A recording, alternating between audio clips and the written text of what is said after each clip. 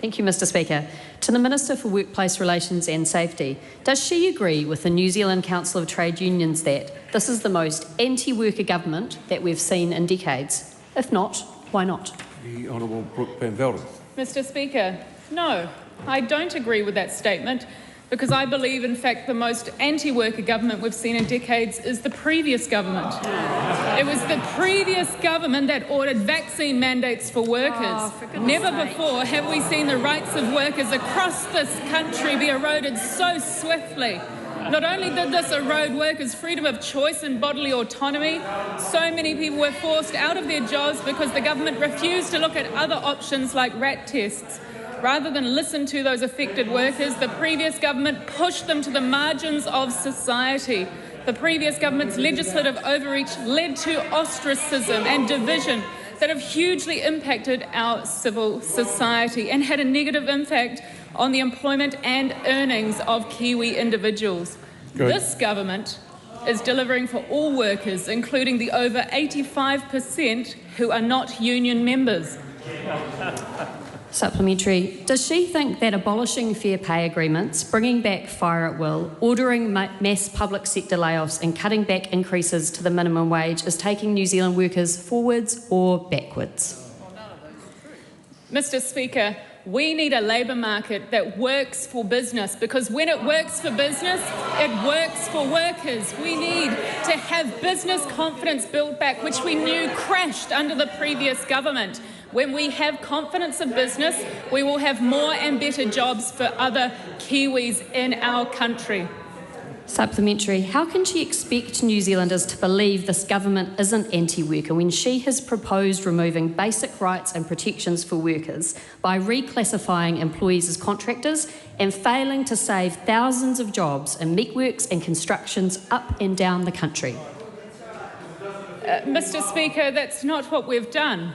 I think it's really important that what we have achieved under this government and what we're committed to do is what people were asking the previous government to do, to look at the barrier between an employee and a contractor and clarify it. The previous government was asked by workers and businesses to do it and failed. We are actually committed to making life easier for workers and businesses to get on with what they do rather than trying to wheedle their way through compliance. Supplementary. Who should New Zealanders believe? The Minister who says this government is trying to make life easier for workers, or the New Zealand Council of Trade Unions President, Richard Wagstaff, who said that this government has launched an all-out assault on workers' rights? Just a minute. Just a moment. Questions are heard in silence. Ask the question again. Thank you, Mr Speaker. Who should New Zealanders believe? The Minister who says this government is making life easier for workers, or the New Zealand Council of Trade Unions President, Richard Wagstaff, who says that this government has launched an all-out assault on workers' rights?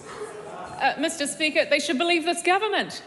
Because we don't represent just the less than 15% of New Zealanders who are labour union members. We represent all workers. We want businesses to have confidence to employ people in our country across a range of industries, from your supermarket worker to your seafood processor, everyone in between.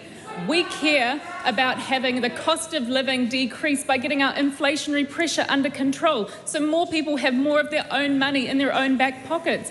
We care about building that business confidence so they have more money. The Honourable Willie Jackson. Mr Speaker, is the Minister aware of any reports of employers consuming alcohol at work and then telling workers they are losers and to F off? And if so, what advice would she give to workers who've been subjected to this type of abuse?